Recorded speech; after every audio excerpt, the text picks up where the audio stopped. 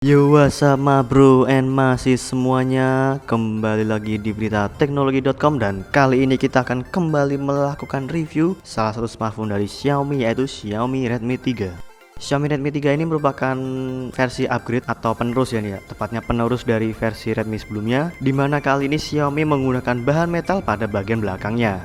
Namun tidak sepenuhnya full metal atau aluminium alloy. Pada bagian depan, tepatnya di bagian list, itu masih menggunakan bahan plastik. Nah, bisa dilihat juga bahwa penggunaan bahan metal ini tidak polos gitu aja ya. Di sisi belakang kita bisa melihat seperti ada motif kotak-kotak. Iya, ini ya. Jadi kelihatan lebih cantik, ini lebih gagah, lebih ganteng lah. Ya, seperti yang telah dibahas sebelumnya bahwa Xiaomi Redmi 3 ini menggunakan bahan metal serta menerapkan jenis unibody. Jadi tidak bisa dilepas. Namun yang pertama kali saya rasakan saat menggunakan atau menggenggam smartphone ini adalah terasa licin ya nih ya. Jadi meskipun bahan metal itu entah kenapa kok jadi licin. Jadi ya harus benar-benar dipegang kenceng ya nih ya. Kalau enggak melusut ini. Oh ya, Xiaomi Redmi 3 ini telah dilindungi ya nih ya layarnya dengan Dragon Rail. Jadi layaknya seperti Gorilla Glass dan kawan-kawannya. Seperti smartphone Xiaomi saat ini yang beredar, Xiaomi Redmi 3 ini sudah menggunakan MIUI versi 7.1, dimana yang kami dapatkan ini versi distributor. Karena hingga saat ini Xiaomi Indonesia pun belum ada kabar bahwa bakal membawa masuk smartphone ini secara resmi. Cukup disayangkan ya nih ya, padahal ini termasuk smartphone yang cukup ditunggu-tunggu khususnya di Indonesia. Di sini kita bisa lihat penggunaan MIUI versi 7.1 yang memang terkenal dengan kelembutannya ya. Kalau kelembutan itu smooth lah. Untuk animasinya tuh juga nyenengin ya, berbeda dengan UI smartphone lain. Xiaomi Redmi 3 ini menggunakan MIUI versi 7.1 yang mana merupakan basis dari Android Lollipop 5.1. Untuk multitaskingnya, penggunaan dari MIUI ini memang terkenal cukup memakan RAM ya nih ya. Di sini kita bisa melihat dari jumlah RAM sebanyak 2 GB, yang tersisa itu sekitar 1 GB kurang lah. Jadi ya hampir memakan separuhnya sendiri ya nih ya. Namun meski begitu tetap tidak mengurangi smartphone ini untuk bermultitasking. Seperti yang telah kita tahu bahwa Xiaomi Redmi 3 ini juga mendukung penggunaan tema. Sehingga bagi ada yang bosan dengan tampilan yang itu aja, kita bisa mengunduh tema dari aplikasi Xiaomi sendiri ya nih ya. Jadi di sini bisa kita lihat bahwa pilihan tema yang sangat beragam, sangat banyak sekali ya nih ya. Sama seperti dengan smartphone yang pernah kami uji, yaitu Xiaomi Redmi Note 2. Pada Xiaomi Redmi 3 ini juga dilengkapi dengan sensor inframerah, sehingga bagi Anda yang ingin mengendalikan perangkat elektronik terutama seperti televisi atau mungkin perangkat video player, DVD player ya, atau mungkin AC, itu bisa dikendalikan dengan smartphone ini.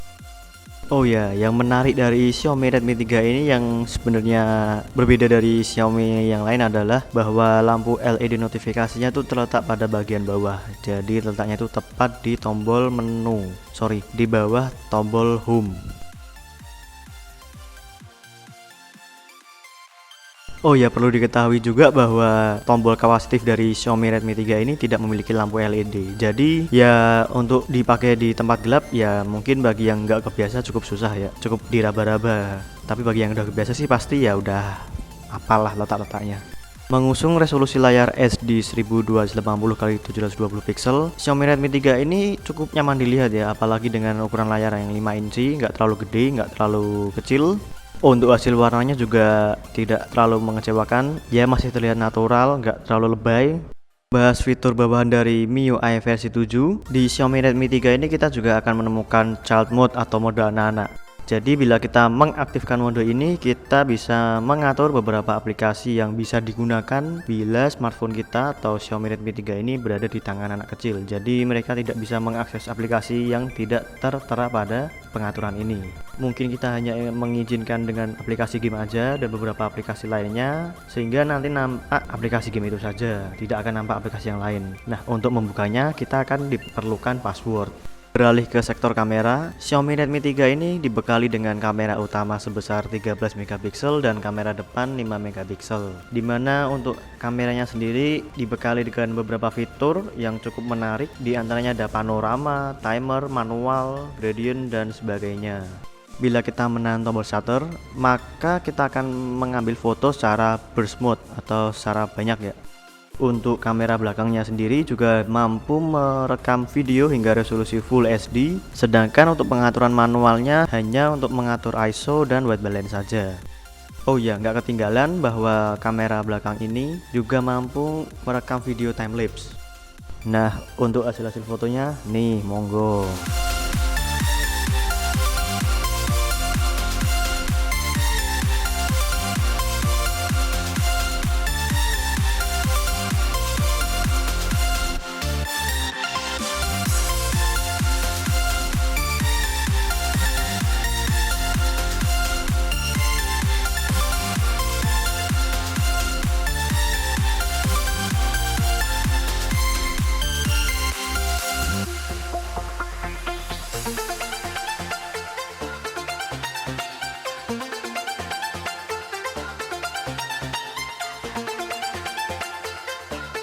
Xiaomi Redmi 3 menggunakan chipset dari Qualcomm Snapdragon 616.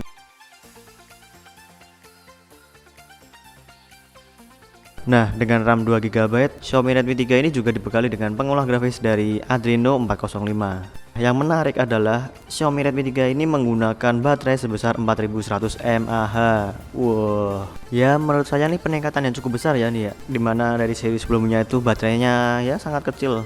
Ya nggak kecil sih sebenarnya, kecil. Sekarang menjadi 4100 mAh. Wah, ini mampulah untuk bertahan seharian ya.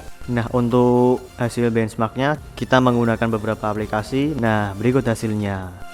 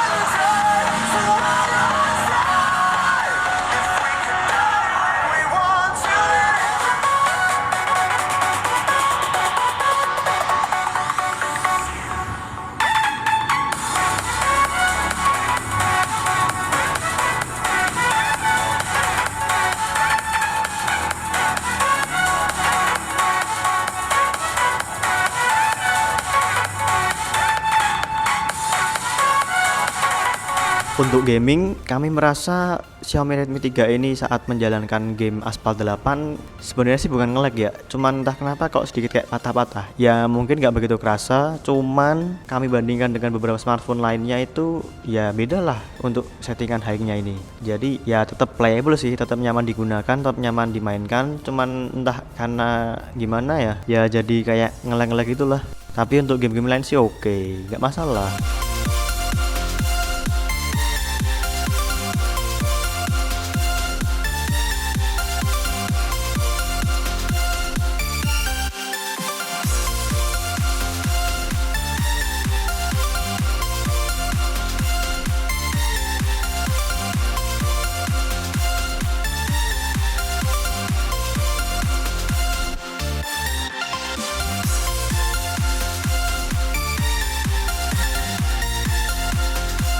Pokoknya Xiaomi Redmi 3 ini menurut saya cocok lah untuk budget minded user, dimana harganya juga nggak mahal-mahal amat ya nih ya.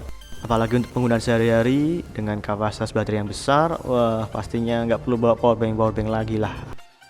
Cuman yang cukup disayangkan ya tadi ya, bahwa bagian belakang dari bodi Xiaomi Redmi 3 ini sangat licin, bukan licin lagi sih, sangat licin. Entah kenapa dari teman-teman saya menggunakan tuh ngomongnya banyak yang licin. Ya bisa jadi pelajaran buat Xiaomi bahwa untuk kedepannya bisa menggunakan bahan yang lebih kasar, jadi tetap nyaman digenggam. Gimana? Udah puas belum? Nah kalau belum puas, dipuas-puasin aja pokoknya. Nah mungkin cukup segitu dulu review dari kami. Semoga review yang kami berikan ini bermanfaat bagi para pemirsa semuanya.